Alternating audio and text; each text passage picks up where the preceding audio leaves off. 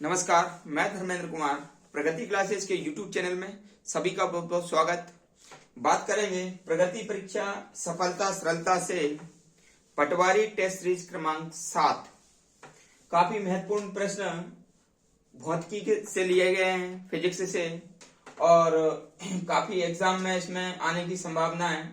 तो देख लेते हैं प्रश्न क्रमांक 1। प्रश्न क्रमांक 1 कहता है सूखा बालू, बालू यानी कि जो रेत होता है ना उसको कहते हैं। तो सूखा बालू चमकीला व गीला बालू द्युतिहीन होता है। द्युति माने होता है चमक, ठीक है ना। तो सूखा बालू चमकीला होता है और जो गीला बालू होता है ना वह चमकीला नहीं होता है, क्यों? तो मैं आपको बता देता हूं, जो सूखा बालू होता है ना, जो सूखा बालू होता है ना वह प्रकाश का परिवर्तन करता है, प्रकाश का परावर्तन करता है। परावर्तन माने होता है उसी दिशा में लौटा देना। और जब जो सूखा बालू होता है ना वह प्रकाश का परावर्तन कर देगा तो फिर वह प्रकाश हमारे नेत्रों पर पड़ेगा और वह चमक उसमें रहेगी। और जो गीला बालू होता है वह क्या करता है? तो गीला बालू प्रकाश को अवशोषित कर लेता है, उसको परावर्तित नहीं करता है। इसलिए सूखे बालू में चमक होती है और गीले बालू में क्या है? चमक नहीं होती, वह द्युतिहीन होता है, ठीक है, दिखाई देता है। तो पहला क्वेश्चन समझ में आ गया होगा, पूरा प्रकाश के परावर्तन के आधार पर है। दूसरा प्रश्न देखेंगे, मछुआरों को तालाब के किनारे मछली मारने के लिए क्या करना चाहिए? देखो क्या होता है, जो तालाब है, तालाब में जो मछली है तो मछली अपनी वास्तविक गहराई से कम गहराई मान लीजिए पर ऊंची उठी हुई दिखाई देगी। इसलिए वो क्यों होता है? वह होता है अपवर्तन के कारण, ठीक है। इसको अभी मैं बताऊंगा अपवर्तन क्या होता है। ये प्रकाश का अपवर्तन होता है और अपवर्तन के कारण वो मछली अपनी वास्तविक गहराई से थोड़ा ऊंची उठी हुई दिखाई देगी। इसलिए जो मछुआरा है उसको अपना भाला मछली के निचले हिस्से में लगाना पड़ेगा, यानी कि जितनी वो दिख रही है उसके और नीचे लगाना पड़ेगा, तब वह मछली का शिकार हो पाएगा। और ये अपवर्तन के कारण होता है, वो थोड़ी उठी हुई दिखाई देती है। इसी पर एक प्रश्न और पूछा जाता है कि पानी में गिरा हुआ जो सिक्का है ना वो अपनी वास्तविक गहराई से कम गहराई में प्रतीत होता है, उसका कारण भी अपवर्तन होता है, यानी कि सिक्का उठा हुआ दिखाई देता है, ये अपवर्तन के कारण होता है, ठीक है। तो पहला और दूसरा प्रश्न आपको समझ में आ गया होगा। तीसरा प्रश्न है, किसी स्वच्छ जल वाले तालाब की आवासीय गहराई वास्तविक गहराई से कम लगती है, ठीक है, क्योंकि मैं आपको बता देता हूं ये भी अपवर्तन के कारण होता है। इन दोनों का आंसर है अपवर्तन। और अपवर्तन क्या होता है देख लीजिएगा, जब समांगी माध्यम हो, कैसा? समांगी माध्यम हो, समांगी माध्यम, ठीक है ना, जैसे जल। तो जब समांगी माध्यम हो उसमें जैसे ही प्रकाश की किरण एंट्री करेगी तो प्रकाश की किरण क्या है? सीधी रेखा में चलती है। तो प्रकाश की किरण सीधी रेखा में चलेगी, लेकिन क्या होता है, जो घनत्व है, मान लीजिए शुरुआत में घनत्व कुछ कम रहा हो, ठीक है ना, और बाद में घनत्व क्या हो जाए? बढ़ जाए, यानी कि यहाँ पर प्लस हो जाए, ये थोड़ा कम है माइनस हो जाए। तो ये जो घनत्व में जो परिवर्तन होता है ना, तो उसके कारण क्या होता है, जो प्रकाश की जो किरण है, जो प्रकाश की जो किरण है वह थोड़ी विचलित हो जाएगी, अपने मूल पथ से विचलित हो जाएगी। और ये विचलित होने के कारण ही क्या होती है, उसको प्रकाश का जो विचलन है उसे ही हम कहते हैं अपवर्तन, ठीक है। प्रकाश का विभिन्न माध्यमों में गमन करना और उस माध्यम के कारण उसमें जो घनत्व होता है, घनत्व में अंतर के कारण प्रकाश की जो सीधी रेखा चल रही है उसमें थोड़ा सा विचलन हो जाता है। उस विचलन को हम क्या कहते हैं? उस विचलन को कहते हैं अपवर्तन। और उसी के कारण हमको जो तालाब की जो गहराई है वो वास्तविक गहराई से कम नजर आती है, ठीक है। तो ये दोनों ही प्रश्न आपको समझ में आ गया होगा, ठीक है।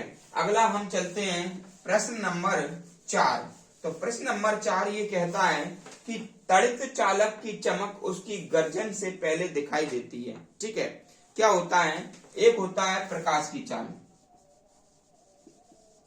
प्रकाश की चाल, और एक होती है ध्वनि की चाल, ध्वनि की चाल। ठीक है, तो प्रकाश की चाल क्या होती है? अधिक होती है। कैसी होती है?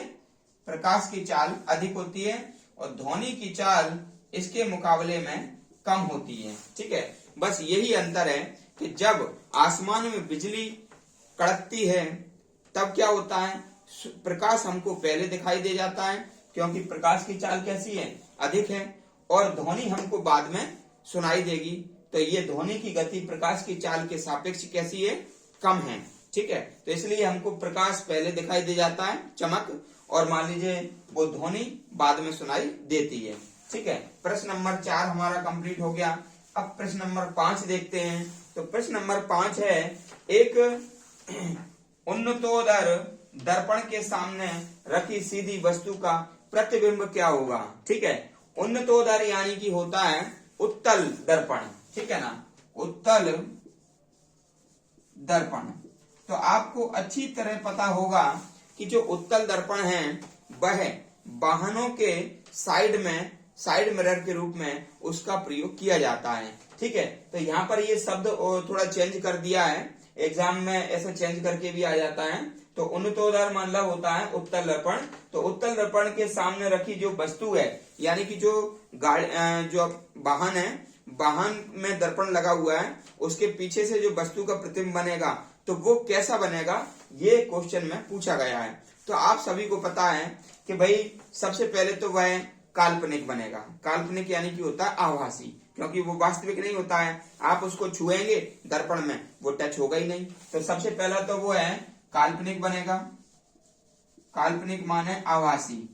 ठीक है ना, एक ही बात है। और दूसरी शर्त क्या है, कैसा बनेगा? वो वाली वस्तु से छोटा बनेगा। जैसे मान लीजिए पीछे कार आ रही है, तो वो जो कार आ रही है तो उस छोटे से शीशे में वो कार कैसी दिखेगी तो वैसे ही, लेकिन वो छोटे शीशे में छोटी दिखेगी। ठीक है, तो ये यानी कि वस्तु से छोटी। ठीक है ना, समझ गए आप? और सीधी दिखेगी। जैसी वो कार आ रही है वैसी ही दिखेगी, तो सीधी दिखेगी।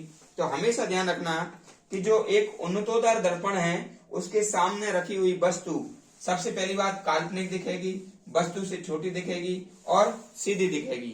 ठीक है, और हम जो है ना उत्तल दर्पण को वाहनों के साइड मिरर के रूप में प्रयोग करते हैं, ताकि जो है ना पीछे कौन सा वाहन आ रहा है हम अपनी साइड ले सके और वाहन को आसानी से चला सकें। ठीक है, समझ में आ गया होगा ये। अगला प्रश्न है हमारा प्रश्न नंबर 6, सूक्ष्मदर्शी प्रयुक्त होता है। तो मैं आपको बता देता हूं, जो सूक्ष्मदर्शी होता है वह छोटी वस्तु या सूक्ष्म वस्तु को देखने में प्रयोग किया जाता है। ठीक है, और सरल सूक्ष्मदर्शी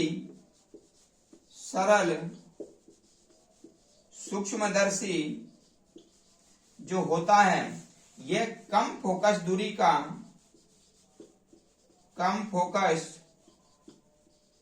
दूरी का उत्तल लेंस लगा होता है। उत्तल लेंस लगा होता है। ठीक है, ये हमको याद करना है कि जो सूक्ष्मदर्शी है उससे क्या है, छोटी वस्तुएं दिखाई देती हैं। छोटी वस्तुओं को देखने के लिए सूक्ष्मदर्शी का प्रयोग किया जाता है, ताकि वो छोटी वस्तु हमको अच्छे से और बड़ी दिखाई दे। और सरल सूक्ष्मदर्शी में कम फोकस दूरी का उत्तल लेंस का प्रयोग किया जाता है। ये भी हमको याद रखना है। प्रश्न नंबर 7 देख लेते हैं। तो प्रश्न नंबर 7 ये कहता है कि यदि लेंस की क्षमता 2D, ये क्या है, सवाल है। ठीक है, यदि लेंस की क्षमता 2D हो, -2D, 2D का मतलब होता है -2 डायोप्टर, -2 डायोप्टर। तो लेंस की जो क्षमता है, लेंस की जो क्षमता होती है उसे डायोप्टर में मापते हैं। किसमें मापते हैं? डायोप्टर में मापी जाती है। ठीक है, लेंस की क्षमता डायोप्टर में मापी जाती है। ठीक है, और डायोप्टर बराबर होता है फोकस दूरी का व्युत्क्रमानुपाती। डायोप्टर बराबर क्या होता है? डायोप्टर फोकस दूरी का व्युत्क्रमानुपाती होता है। तो यहाँ पर दिया गया है डायोप्टर कितना -2, तो इसकी जगह डी की जगह हम क्या रख देंगे -2 बराबर 1/f, तो f बराबर -2f बराबर हो जाएगा 1, तो f बराबर हो जाएगा -1/2, यानी कि f बराबर हो जाएगा -0.50, ठीक है, और ये मीटर रहेगा, ठीक है, क्योंकि ये दूरी क्या है मीटर में है, ठीक है, तो ये याद रख लेना, ये हमारा आंसर हो जाएगा, ठीक, ये आप आंसर लगा देना। अगला क्वेश्चन है हमारा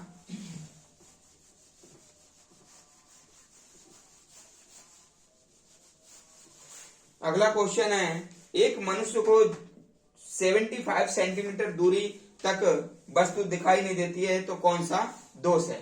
देखो 75 सेंटीमीटर, ठीक है, तो 75 सेंटीमीटर तक वो दूरी वस्तु दिखाई नहीं दे रही, तो 75 सेंटीमीटर क्या होता है, जब आपको पता है कि 100 सेंटीमीटर बराबर 1 मीटर होता है, यानी कि 1 मीटर से कम, 1 मीटर से भी पास में जो वस्तु है दिखाई नहीं दे रही, यानी कि पास की वस्तु दिखाई नहीं दे रही है, यानी कि दूर की वस्तु तो दिखाई दे रही है, और जब दूर की वस्तु स्पष्ट दिखाई दे और पास की वस्तु स्पष्ट दिखाई ना दे, उसको दूरदृष्टि दोष कहते हैं। कौन सा दोष कहते हैं, दूरदृष्टि दोष, तो उसको दूरदृष्टि दोष हो गया है, दूरदृष्टि दोष उसको हो गया है, और इसको कहते हैं हाइपर मेट्रोपिया, हाइपरमेट्रोपिया कहते हैं, और दूरदृष्टि को दूर किया जाता है उत्तल लेंस लगाकर, उत्तल लेंस लगाकर इसको दूर किया जाता है, तो ये चीजें आप याद रख लेना, ठीक है। अगला प्रश्न है हमारा, दर्पण बनाने में क्या प्रयोग किया जाता है, ठीक है, तो जो दर्पण होता है ना, दर्पण यानी कि मिरर, ठीक है, तो मिरर बनाने के लिए उसके पीछे, मिरर के पीछे AgNO3 का लेप कर दिया जाता है, इसको कहते हैं सिल्वर नाइट्रेट, क्या कहते हैं, सिल्वर नाइट्रेट इसको कहा जाता है, तो इसका लेप कर दिया जाता है, ठीक है, और फिर हमको वो दिखाई देता है, अपना सूरत उसमें दिखाई दे जाता है, या कोई भी वस्तु दिखाई जाती। तो सिल्वर नाइट्रेट का प्रयोग मतदाता की उंगली में निशान लगाने के लिए भी करते हैं। सिल्वर नाइट्रेट का उपयोग मतदाता की उंगली में निशान लगाने के लिए भी करते हैं,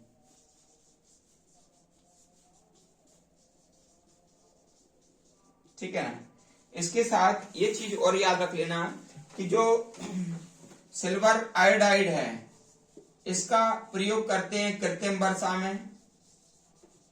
वर्षा में, सिल्वर आयोडाइड का प्रयोग करते हैं कृत्रिम वर्षा में, और AgBr का प्रयोग करते हैं फोटोग्राफी में, ठीक है ना। ये दोनों चीजें भी हमको याद रखना है, ठीक है, AgI कृत्रिम वर्षा कराने में, AgBr फोटोग्राफी में, और सिल्वर नाइट्रेट AgNO3 मतदाता को उंगली पर निशान लगाने में, और मिरर में इसका प्रयोग किया जाता है। तो सभी एग्जाम की दृष्टि से इम्पोर्टेंट है, इनको कर लेना। हमारा आखिरी प्रश्न है, समुद्र में जल का रंग नीला क्यों दिखाई देता है। तो मैं आपको बता दूं, जो श्वेत प्रकाश है उसमें 7 रंग होते हैं, तो श्वेत प्रकाश में 7 रंग होते हैं, लेकिन जल के अणुओं के द्वारा नीले रंग का प्रकीर्णन कर दिया जाता है, ठीक है। तो जल के अणुओं के द्वारा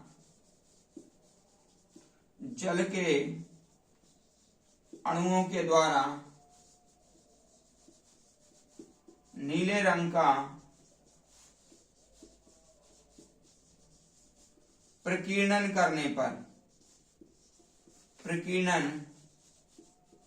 करने पर जल नीला दिखाई देता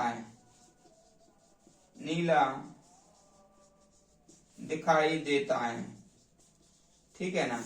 ये हमको अच्छी तरह याद रखना है, यानी कि प्रकीर्णन के कारण वो जल नीला दिखाई देता है। एक प्रश्न और आता है कि जो आकाश है, आकाश नीला क्यों दिखाई देता है? तो वायु के कणों के द्वारा नीले रंग का प्रकीर्णन कर दिया जाता है, इसलिए आकाश भी नीला दिखाई देता है। तो ये जो है ना प्रकीर्णन इसमें मेन जिम्मेदार है। ठीक है, तो ये हमारा आज का जो टेस्ट सीरीज है, ठीक है, ये कंप्लीट हुआ। टेस्ट सीरीज आपको कैसा लगा कमेंट्स करके बताएं। और काफी महत्वपूर्ण प्रश्न इसमें लिए गए हैं, सभी को इसमें लाभ होने वाला है। और वीडियो को अधिक से अधिक शेयर करें और जो व्यक्ति नए हैं वो चैनल को सब्सक्राइब करें। डेली वीडियो आ रहे हैं, काफी महत्वपूर्ण प्रश्न आपके लिए लाए जा रहे हैं। ठीक है, सभी का बहुत बहुत धन्यवाद।